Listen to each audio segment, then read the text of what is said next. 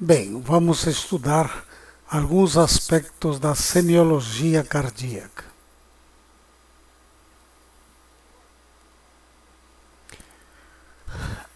Na ausculta cardíaca, tem alguns elementos denominados de ruídos cardíacos que podem ser auscultados. Entre eles temos as búlias. As búlias, sabidamente, são 4, mas em condições normais, ou melhor, em condições habituais, encontramos 2 búlias, sendo que a primeira tem um som mais grave e a segunda é um som mais agudo, mas a referência melhor é com o pulso radial ou carotídeo. Ela se dá, a primeira búlia, exatamente alguns milissegundos mais tardiamente do que o pulso.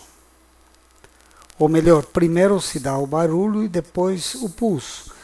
Mas é um tempo mínimo, mas que o ouvido é capaz de discriminar.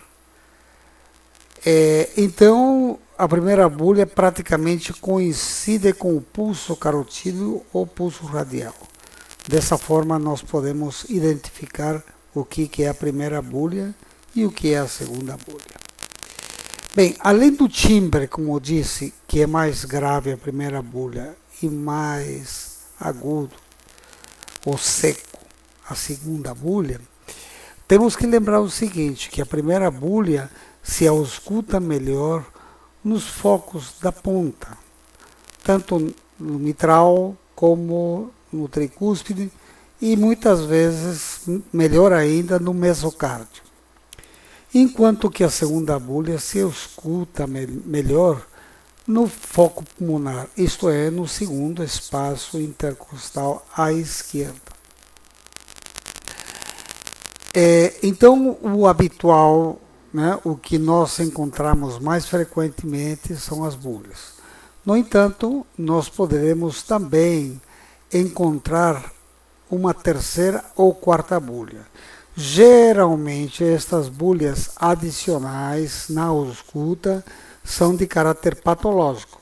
No entanto, vejam, a terceira búlia nem tanto, porque em pessoas jovens, magras e em crianças, a ausculta de uma terceira búlia é perfeitamente normal. Agora, eu não disse galope. Galope já é a presença de terceira búlia associada à taquicardia. Isso é um galope. E o galope, obviamente, que é um dos sinais semiológicos de insuficiência cardíaca. Então, toda vez que há uma insuficiência cardíaca sistólica de um grau acentuado, nós, em geral, temos a presença de galope.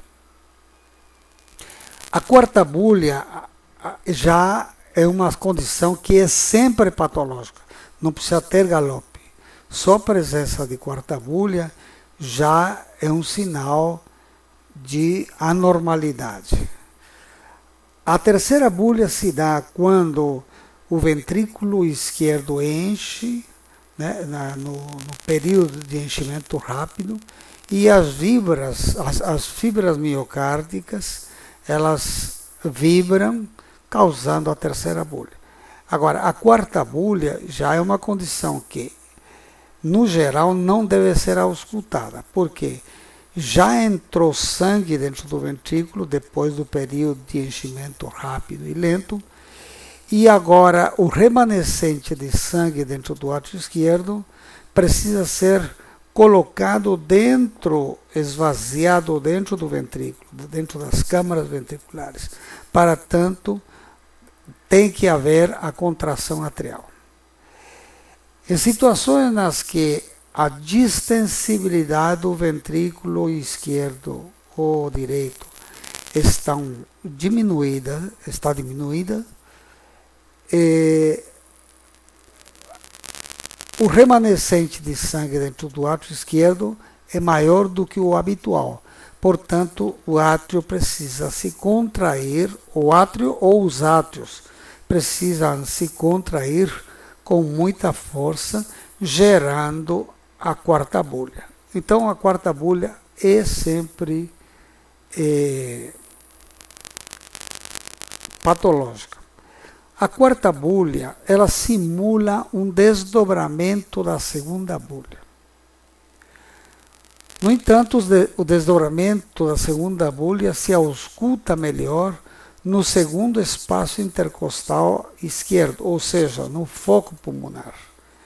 É o local onde discriminamos o componente aórtico e o componente pulmonar da segunda bolha. Dificilmente nós vamos ter uma condição em que o componente pulmonar auscultemos, digamos, no foco tricúspide ou mitral. Em outras palavras, se encontramos um aparente desdobramento da segunda bolha auscultado no foco mitral ou tricúspide, ou mesmo no mesocárdio, isso deve nos alertar para a presença de quarta bolha. Temos que lembrar que a ausculta cardíaca, assim como toda a semiologia em qualquer local do corpo, ela tem que estar associada dentro de um contexto clínico. Você não vai diagnosticar a presença de quarta bolha num indivíduo assintomático. Geralmente são indivíduos que eles têm dispneia aos esforços, né? Tem sinais de insuficiência cardíaca, enfim, eles têm alguma coisa que diz que ele tem doença cardíaca. Bem, em relação aos sopros, os sopros podem ser sistólicos ou diastólicos. O sopro sistólico, ou melhor, os sopros sistólicos se graduam em 4 graus. Grau 1 é aquele, grau 1 ou uma cruz. A graduação em graus ou cruzes. Então nós temos duas nomenclaturas, duas graduações, uma em 6 e uma em 4. Recomendamos que utilizemos em 4 graus, por ser mais fácil de lembrar e de localizar e descrever. Um sopro, portanto, de 1 grau de uma cruz é um sopro que nos deixa dúvida. É tão discreto e insignificante que ora auscultamos, ora não auscultamos com muita dificuldade. Este é o sopro de grau 1 em 4. Sempre temos que discriminar se em 4 ou se em 6. Então, grau 1 em 4 é esse, difícil de auscultar. O grau 2 em 4 é aquele que não deixa dúvida. Qualquer indivíduo, por menos treinamento que tiver, ele ausculta com facilidade um sopro 2 em 4. O de grau 3 em 4 é aquele grau no qual o sopro já é mais intenso que o do segundo grau. E aí entra a subjetividade. Afinal de contas, o que é mais, o que é menos? Bem, a maneira mais fácil é o seguinte. O de grau 3 tem frêmito e o de grau 2 não. Portanto, é só colocar a mão, né, tentar verificar se existe frêmito ou não. Se tiver frêmito, é grau 3 em 4.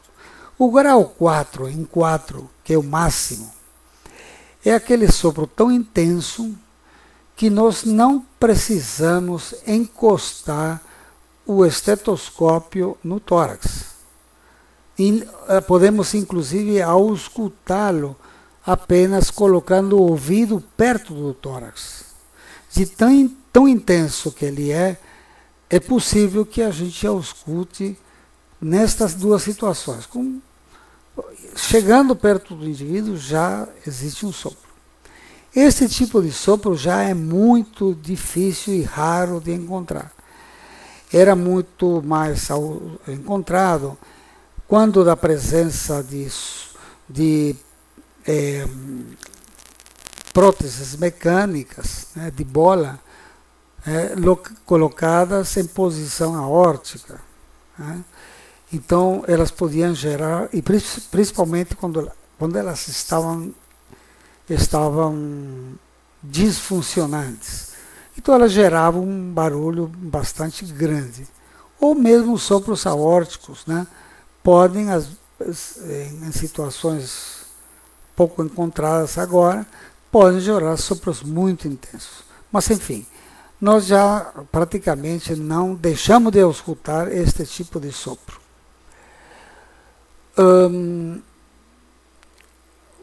O sopro, então, portanto, sistólico pode se tratar de uma estenose aórtica, de uma estenose pulmonar, ou então de uma insuficiência tricúspide ou insuficiência mitral. Essas são as 4 condições mais frequentes. Outro sopro que nós podemos encontrar que é sistólico é o sopro de comunicação interatrial. O sopro de comunicação interatrial é um sopro que, na verdade, não se origina no buraco do septo interatrial, e sim na turbulência que ocorre devido a um volume aumentado na válvula pulmonar. É como se existisse uma estenose pulmonar funcional. Então, ele simula uma estenose pulmonar. Em geral, é um soprinho de no máximo 2 cruzes, e caracteristicamente se acompanha de desdobramento contínuo e constante, contínuo e fixo da segunda bolha. Então, essa é a característica da comunicação interatrial. O desdobramento fixo da segunda bolha, mais um sopro sistólico na área pulmonar. Outro sopro que pode ser intenso ou não é o da comunicação interventricular. Dependendo da localização do buraco, ele pode ser de grau até 4, ou 3, perdão, grau 3. Né? É um sopro relativamente intenso, né? Que se escuta melhor no mesocárdio e se irradia para o lado direito do tórax. Esses são os sopros sistólicos, portanto, que nós podemos auscultar. Em relação ao sopro diastólico, são sopros não muito importantes. Geralmente, eles chegam a grau 2, ou 2 cruzes em 4. Eles não chegam a ser tão intensos a ponto de dar frêmito. Os sopros diastólicos, geralmente, se trata de uma estenose mitral ou insuficiência aórtica. São as condições mais frequentes que geram sopros diastólicos. Agora, se o indivíduo tiver uma dupla disfunção, por exemplo, aórtica, ou dupla disfunção mitral, insuficiência mais estenose, por exemplo, ele pode ter os 2 tipos de sopro. Então, ele pode apresentar um sopro sistólico e diastólico. Então, sopro sistodiastólico. Nós temos também o sopro contínuo. Né? O sopro contínuo são aqueles sopros que passam pela segunda bolha. Então, são sopros de fístula arteriovenosa. A melhor maneira de entender esse tipo de sopro é colocando o estetoscópio numa fístula arteriovenosa para hemodiálise. Auscultando a fístula, nós podemos ter uma ideia clara de qual é o som de uma fístula. Então, um sopro contínuo no hemitórax, ele poderá corresponder ou a uma fístula pulmonar, arterial, venosa, pulmonar, ou então, o que é mais frequente, a uma comunicação interarterial, ou seja, a uma persistência do conduto arterioso, uma PCA. É a causa mais frequente de sopro contínuo, melhor auscultado no foco pulmonar. Outros ruídos importantes são os cliques e os estalidos. O clique, por definição, é um ruído adicional, quase de características metálicas, que se dá logo após a primeira bulha. E, em geral, ele se deve a um prolapso de válvula mitral, o folheto mitral muito redundante, ele vibra bastante e ele pode gerar um ruído durante a sístole. Por isso é denominado de clique. As estenoses, tanto pulmonar quanto aórtica, aquele som, quando elas abrem com violência durante o início da ejeção, pode gerar um barulho, né, pela distensão das cúspides da aórtica e da pulmonar. Bem, e outra condição são dilatações arteriais. A dilatação tanto da aorta ou da pulmonar podem gerar cliques. Provavelmente por isso se diferenciam dos estalidos, né? Os estalidos também são gerados por ruídos valvulares, mas não são gerados por ruídos arteriais, como são os cliques. Por isso, a diferença entre o clique e o estalido. O clique, então, pode ser estenoses valvares, mas podem ser dilatações das artérias pulmonar e ou aorta. Os estalidos, portanto, são ruídos diastólicos que são formados ou se originam, pela abertura de folhetos espessados, muitas vezes calcificados, tanto da mitral como da tricúspide, mas geralmente da mitral. Então, uma válvula mitral estenótica, após a segunda bulha, né, ela gera um ruído, né, pouco antes de ocorrer a primeira bulha, é um sopro diastólico. Então, antes, tem um som estalante, né, mais claro, um pouco mais intenso, que é o estalido de abertura da mitral estenótica. Outros ruídos menos frequentes é o atrito. O atrito, ele, quando as membranas pericárdicas, né, pericárdio visceral e parietal, estão espessados, eles têm um atrito, né, entre os folhetos, né? Eles atritam e eles nos dão um som parecido com couro que você está esfregando com outro couro. Então, esse barulho ele pode gerar um frêmito, né? Mas do ponto de vista da escuta, ele vai gerar um atrito.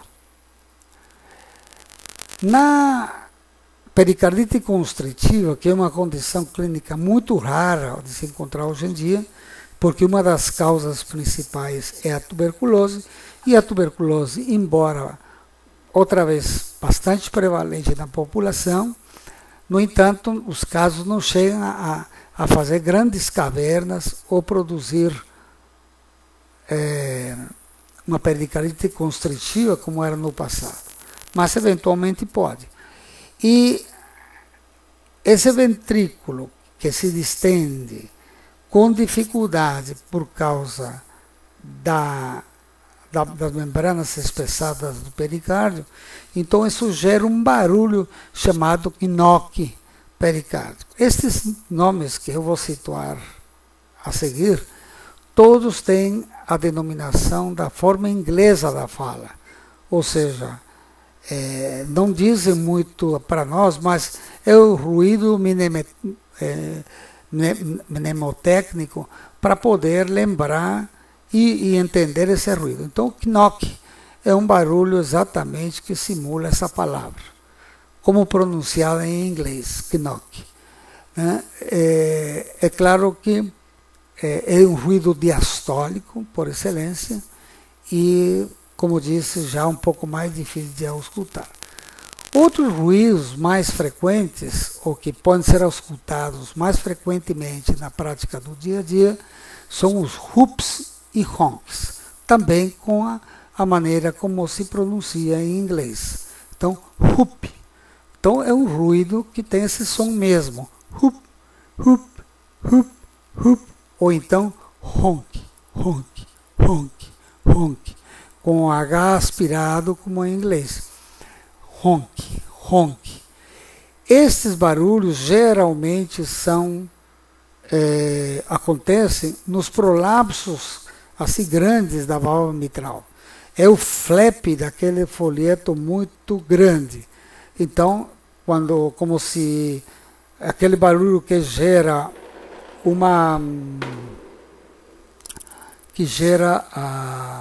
um lençol ao vento quando está secando no varal. Então ele gera um flap. Então ele gera esse barulho, ou um whoop ou um honk. Esse barulho nós não podemos dizer que se trata de um sopro, de um clique, de uma agulha. É um whoop, é um honk. E finalmente nós temos o denominado hum, também da língua inglesa, hum venoso. É um murmúrio venoso. É um ruído na base do pescoço que nós podemos encontrar em crianças. Né? Ele não é patológico, basta virar um pouco a cabeça da criança, né, distender um pouquinho o pescoço, que some esse barulho, esse rum venoso, que é uma condição normal, totalmente normal.